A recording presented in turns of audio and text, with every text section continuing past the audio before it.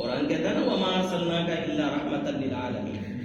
اللہ کا حبیب مکے کی گلیوں کے اندر چل رہا ہے، دعوت دین دے رہا، تیروں اور تلواروں کی بارش ہو رہی ہے.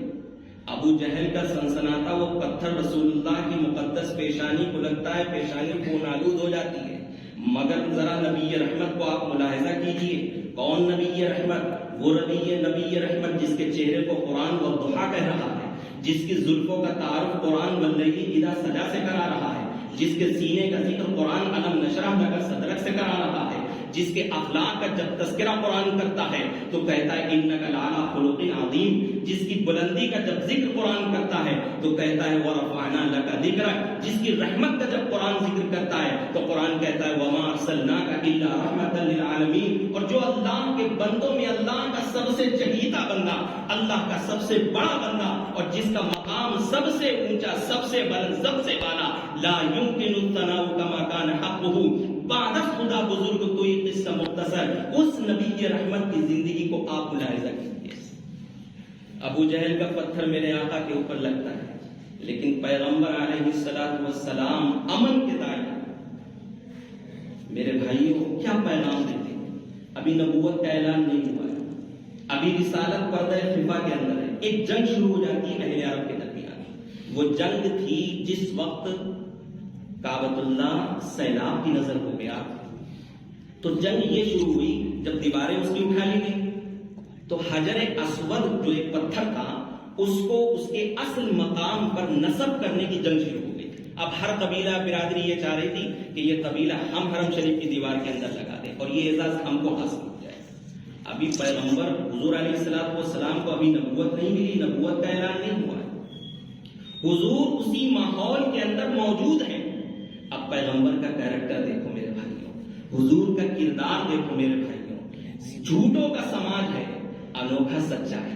شرابیوں کا ماحول ہے، اکیلا انوکھا پاک باز ہے. برائیوں کا ایک طرف پورا ماحول ہے، اکیلا بھلائیوں کا پھیلانے والا ہے. جھوٹوں کا سماج ہے، نفرتوں کا ماحول ہے، گھمنڈیوں کا سماج ہے، اکیلا عجز و انکساری کا منبع ہے. جہالت کی تاریکیاں ہیں، اکیلا علم کا پیکر ہے. نفرتوں کا ماحول ہے، اکیلا محبتوں کا امین ہے. سلام اے آتش زنجیر باطل توڑنے والے، سلام اے خاک کے ٹوٹے ہوئے دل جوڑنے والے. حضور علیہ السلام اسی ماحول کے اندر ہیں. ٹھیک اسی عالم میں ان کے تجربے کار لوگوں نے بیٹھ کر مشورہ کیا کہ دیکھو بھائی طے کر لو، جنگ نہ کرو، تلواریں نہ نکالو، کسی منصف کو لے لو. کہا بھائی منصف کون ہوگا؟ کہا دیکھو کل صبح خانہ کعبہ میں جو سب سے پہلے آ جائے اسی کو منصف مان لو، اسی کو حکم مان لو. جو وہ فیصلہ کر دے گا اس کو سارے قبیلے کے لوگ مانیں گے. تو ٹھیک بات طے ہو گئی، ایفائے عہد ہو گیا. اب دیکھو صبح سویرے کون آیا؟ صبح سویرے وہ آیا جو نازش کعبہ تھا. صبح سویرے وہ آ رہا ہے جو خود کعبے کا پاسبان ہے. صبح سویرے وہ آ رہا ہے جس پر پوری آدمیت ناز کرتی ہے. صبح سویرے وہ آ رہا ہے جو نوح کی شجاعت تھا. صبح سویرے وہ آ رہا ہے جو سلیمان کی شوکت تھا. صبح سویرے وہ آ رہا ہے جس کو داؤد کی خلافت ملی تھی. صبح سویرے وہ آ رہا ہے جس پر پوری انسانیت ناز کرتی ہے. صبح سویرے وہ آ رہا ہے کہ ایک طرف جہالت ہے، روشنی دے کر کے ساری دنیا کو علم کا سورج بنا کر کے پیغمبر چلے گئے. صبح سویرے وہ آیا کہ خود نہ تھے جو راہ پر اوروں کے ہادی بن گئے. کیا نظر تھی جس نے مردوں کو مسیحا کر دیا. سلام اے آمنہ کے لال، اے محبوب سبحانی، سلام اے فخر موجودات، فخر نوع انسانی. تیرے آنے سے رونق آ گئی گلزار ہستی میں، تیرے آنے سے رونق آ گئی گلزار ہستی میں. جب اہل عرب نے، اہل مکہ نے حضور کو دیکھا تو فوراً پکار اٹھے، امین آ گیا، صادق آ گیا، مبارک ہو. اب دیکھو یہاں پر سیرت کا ایک اہم پہلو آپ کو بتاؤں کہ جب انسان کی ذات کے اوپر اس کا کیریکٹر حاوی ہو جاتا ہے تو لوگ اس کا نام نہیں لیا کرتے. لوگ اس کو جو لقب ملتا ہے اس سے پکارتے ہیں. جیسے بہت سارے علماء کرام ہوتے ہیں، پوری زندگی ان کی دین کی جد و جہد اور قرآن حدیث کے لیے محنت اور ابطال باطل اور احقاق حق کے اندر جب ان کی زندگی لگتی ہے تو کوئی لقب دیتا ہے کہ شیخ الاسلام ہے، کوئی کہتا ہے کہ یہ شیخ الہند ہے، اس کے بعد ان کا نام لیتا ہے. کوئی کسی کو مبلغ اسلام کہتا ہے. کو کسی کو مفسر قرآن کہتا ہے، پھر اس کے آگے اس کا نام لیا کرتا ہے. تو کردار جو نام دیتا ہے اس پر لوگ فخر کرتے ہیں. تو پیغمبر علیہ الصلوۃ والسلام کو نام لے کر پکارنا، یہ اہل عرب اس کو اپنے لیے بہتر نہیں سمجھتے. ہم سیدھے سیدھے پیغمبر کا نام لیں، نہیں. تو وہ کہتے ہیں امین آ گیا، صادق آ گیا. اور دیکھو صحیح اور سچی بات تو یہ کہ جب ان کا نام لیا جائے، سب کو صلی اللہ علیہ وسلم، جب ان کا نام لیا جائے تو امام المرسلین کہو. جب ان کا نام لیا جائے تو سید المرسلین پہلے کہو. جب ان کا نام لیا جائے تو سید الاولین کہو. جب ان کا نام لیا جائے تو خاتم النبیین کہو. جب ان کا نام لیا جائے تو طٰہٰ و یاسین کہو. جب ان کا نام لیا جائے تو سید الانبیاء، سید الاولیاء، سید الاتقیاء، انسانیت کا تاجدار اور آدمیت کا غمخوار اور گلشن ہستی کی اولین فصل بہار کہو. تب کہو محمد صلی اللہ علیہ وسلم. اہل عرب پکار اٹھے کہ امین آ گیا، صادق آ گیا. اب امانت میں خیانت نہیں ہوتی، اب جھوٹ سے سچائی کا سودا نہیں ہوگا. میرے حضور علیہ الصلوۃ والسلام آئے، حکم مان لیے گئے کہ آپ فیصلہ کریں گے. اس لیے کہ کوئی قبیلہ اس بات پہ راضی ہی نہیں تھا کہ دوسرا قبیلہ اس حرم شریف کی دیوار میں وہ پتھر لگائے. اب دیکھو میرے حضور علیہ الصلوۃ والسلام کی فراست پہ لاکھوں درود اور کروڑوں سلام. میرے پیغمبر نے فرمایا جاؤ ایک چادر لے کر کے آؤ.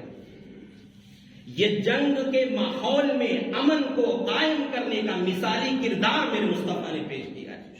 یہ سیرت کا پہلو مجھے آپ کو بتانا ہے کہ جنگ کا ماحول ہے، یعنی کتنے لوگوں کی گردنیں کٹ جاتی ہیں، لیکن میرے مصطفیٰ نے اس جنگ کے ماحول میں امن کو قائم کر کے ساری دنیا کو پیغام دے دیا کہ میں ساری دنیا کے لیے رحمت بن کے آیا ہوں، ساری دنیا کے لیے میں امن کا دائی بن کر کے آیا ہوں اور شانتی کا رسول بن کر کے آیا ہوں. میرے حضور نے فرمایا جاؤ ایک چادر لے کر کے آؤ. چادر لائی گئی، حضور نے بچھایا اور اپنے دستے مبارک سے اس پتھر یعنی حجر اسود کو اٹھایا اور اس کے بیچ میں رکھا. اور اس کے بعد میں ہر قبیلے کا ایک نمائندہ بلایا اور بلانے کے بعد حضور نے فرمایا کہ چلو بھائی سارے لوگ ایک ایک کونا پکڑ لو. اب ہر قبیلے کا ایک نمائندہ تھا، اس نے کونا پکڑا اور پکڑ کر کے وہاں تک پہنچا. جب مقام پر پہنچ گیا تو میرے حضور نے اس کو اپنے ہاتھ سے اٹھایا اور حرم شریف کی دیوار کے اندر اس کو نصب کر دیا. یہ جنگ کے ماحول میں امن کو تبدیل کر دینے والے پیغمبر نے وہاں پر کہا ان الدین عند اللہ الاسلام. اے لوگوں، جو دین میں لے کر کے آیا ہوں وہ صرف اور صرف سلامتی کا دین ہے، وہ صرف اور صرف شانتی کا دین ہے، وہ صرف اور صرف. اور یہ تو ابھی اسلام کا تعارف صرف اس کی ذات سے ہو رہا ہے جو اسلام کو لے کر آنے والا ہے. میرے بھائیوں، میرے عزیزوں، سوچنے کی بات ہے. بہرحال یہ سیرت کا ایک اہم پہلو ہے اور ایک اہم باب ہے. اس کے بعد میں تاریخ آگے بڑھتی ہے. مکہ المکرمہ کی پوری ایک تاریخ ہے. اس کے بعد میں مدینہ المنورہ 13 سالہ مکی دور، اور 13 سالہ مکی دور کے اندر صحابہ اکرام کے اوپر جو تکلیفیں، جو مشقتیں ان کو اٹھانی پڑی، اور حضور نے بھی صحابہ کو پیش کیا اس ظلم و ستم کے ماحول کے اندر. اس کے بعد میں مکہ سے سمٹ کر مسلمان مدینہ چلے جاتے ہیں. وہاں بھی ان کو دفاعی پوزیشن لینی پڑتی ہے، اس لیے کہ مکہ کا کفر و شرک وہاں بھی چڑھ دوڑتا ہے. اور ٹھیک 8 سال کے بعد میں جب مکہ فتح ہوتا ہے، میں وہ بات اب آپ کو بتلانا چاہتا ہوں کہ جب مکہ فتح ہو گیا تو ساری دنیا کے اندر جب لوگ ملک کو فتح کرتے کیا کرتے ہیں؟ وہاں کی بستیوں کو اجاڑتے ہیں، وہاں کے لوگوں سے اپنا انتقام لیتے ہیں، بدلہ لیتے ہیں. لیکن میرے مصطفیٰ نے جب مکہ کو فتح کیا تو اس وقت کفار مکہ اب یہ سوچنے لگے کہ اب ہماری ماؤں کی ممتا لٹ جائے گی، اب ہمارے بچے یتیم کر دیے جائیں گے، اب ہماری بیویوں کو بیوہ کر دیا جائے گا، اب ہم سب کو غلامی کی زنجیر کے اندر جکڑ دیا جائے گا. اور صحابہ اکرام نے بھی فتح مکہ کے بعد ان کے سامنے وہ 13 سالہ منظر سامنے آنے لگا. سمیہ کا چیخنا، حضرت بلال کا بلبلانا، اور حضرت خبیب کا تڑپنا، اور حضرت زید کی شہادت. مسلمانوں کے سامنے وہ 13 سال کا منظر آنے لگا اور ایک صحابی اسی درمیان تاب نہ لا سکے، اپنی زبان سے کہہ دیتے ہیں الیوم یوم الملحمہ، آج بدلے کا دن ہے، آج ہم ان سے اپنے سارے ظلموں کا بدلہ لیں گے. میرے آقا کے کان میں جب یہ آواز پہنچتی ہے کہ صحابہ بدلے کی بات کہہ رہے ہیں، میرے مصطفیٰ کی زبان پر آتا ہے نہیں الیوم یوم المرحمہ، الیوم یوم المرحمہ، آج بدلے کا دن نہیں ہے، آج تو رحم کا دن ہے، آج معافی کا دن ہے.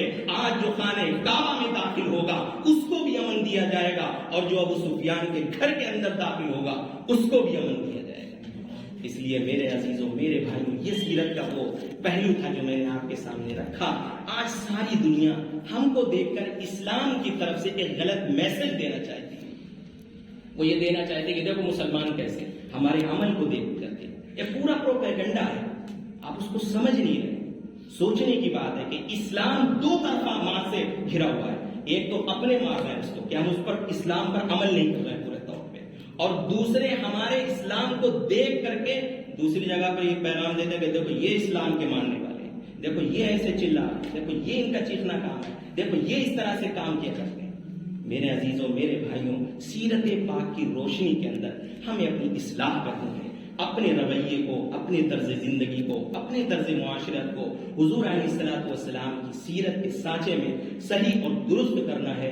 دعا کریں کہ اللہ تعالی ہم لوگوں کو سیرت پاک کا جو اہم پہلو ہمارے سامنے بیان کیا گیا ہے، اللہ تعالیٰ اس کی روشنی میں ہم سب کو مستفید ہونے کی توفیق عطا